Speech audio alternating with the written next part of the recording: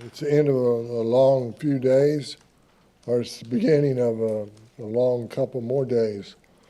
First of all, I'd like to thank all the people that, speaking of upstairs and working, all the people that work in the personnel department, all the people that support us here with the Packer organization, starting with Mark Murphy and working its way down. There's no way we could do any of this without their help, and it's extraordinary how many people, volunteer their help and their best wishes and that sort of thing. So I wanted to make sure that they got due credit. We felt like today would be a day of moving a lot. As it turned out, we didn't do a lot of moving.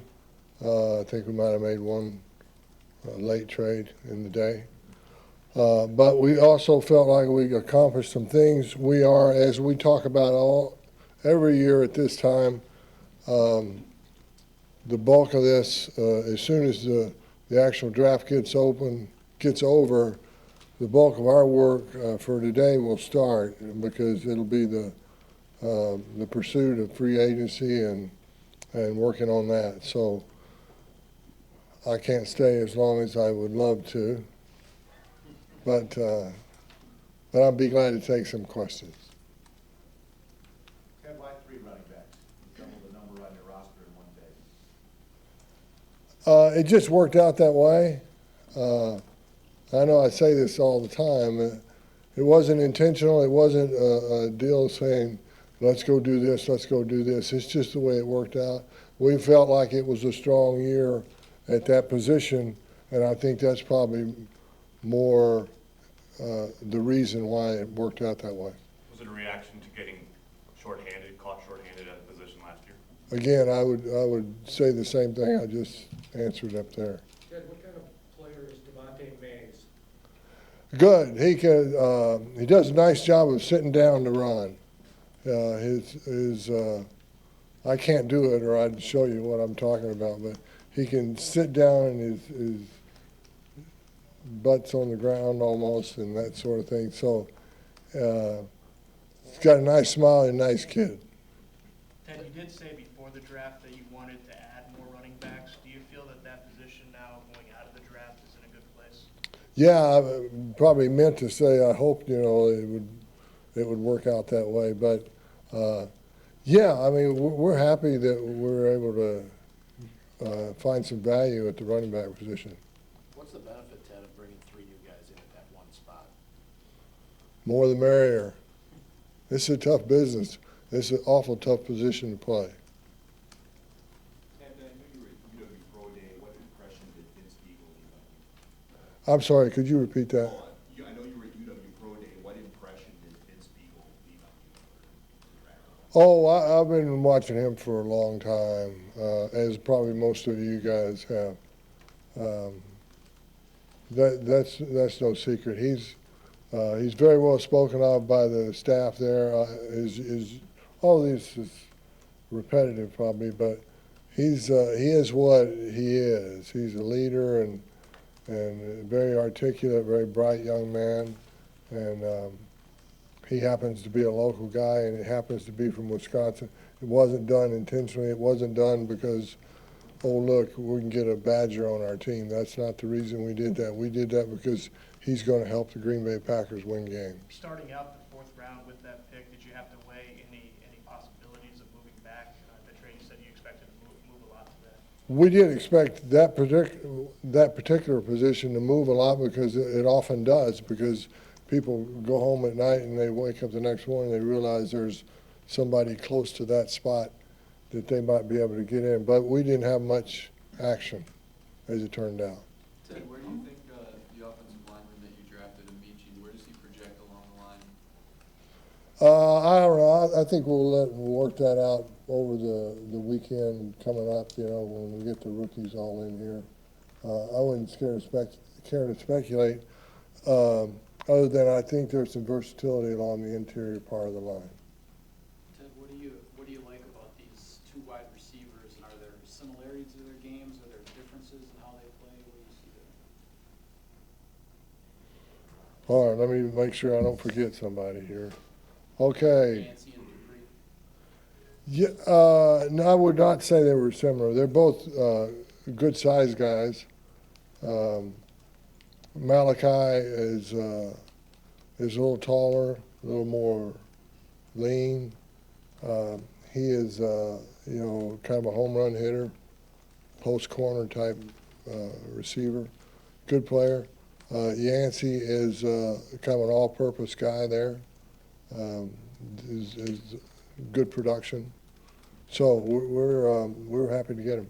Ted, when you make that trade back, like you did in the first round, and you get that second pick, how much thought goes into that being almost like you want that to be a starter or a really key part of your draft, since it's sort of a bonus to what you had originally with your draft picks? Is that really the whole key to doing something like that? No, I think it's just positioning and looking at the draft and seeing how it's going to be. And quite frankly, we wanted to have more than 7 draft choices at the end of all this. We felt like the team needed a little more juice on the roster and that sort of thing. I hope that answers your question. Ted, when you're watching a kid like Dupree on film and LSU struggles with quarterback play, I mean, how tough is it to grade that kid? I wouldn't necessarily agree with you that they struggle throwing the ball. They're pretty wide open offense and playing big time SEC football. So you get a good ability to see how they play and how they match up against the kind of people that they're going to match up in the NFL. Ted, you said when you got up there, we feel like we accomplished some things. What things did you accomplish that you feel really good about, and what maybe did you not accomplish that you were hoping to? Nothing on the back part of that. On the good part, we just added more players. Just like I was talking, I just felt like we needed to add some more, bodies, and not only bodies, but football players and good people and all the things that make up an NFL team. I think that's what I was referring to. I hope that's what it was. How do you feel about what you have in terms of edge rushers right now on your roster? Good. We got Clay Matthews and Nick Perry. That's a couple of good starters, and added one today. And we have some other fellas that can play the game. Eagles' production did dip last year compared to the year before, at least the big play stuff. What do you think the difference was there?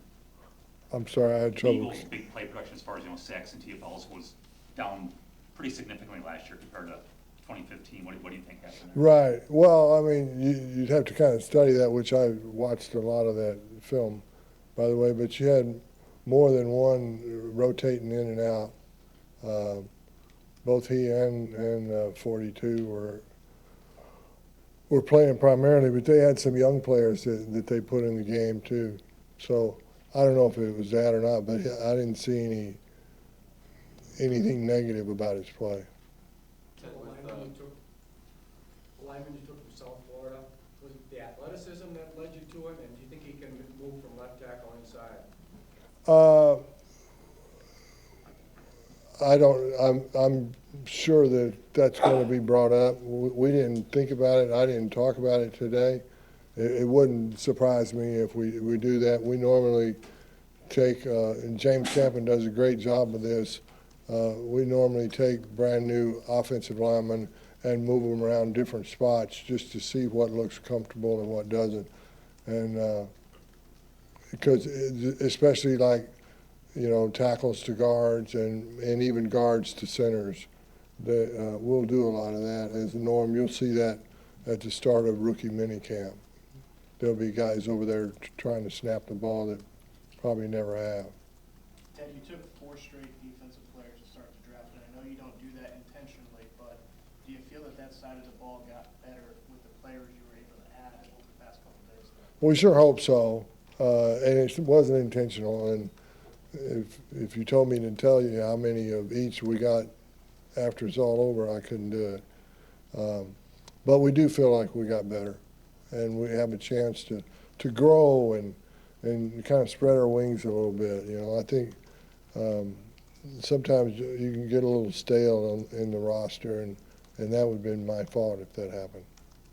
By signing Evans, how much freedom did that give you this weekend to not really have to really focus on finding a guard?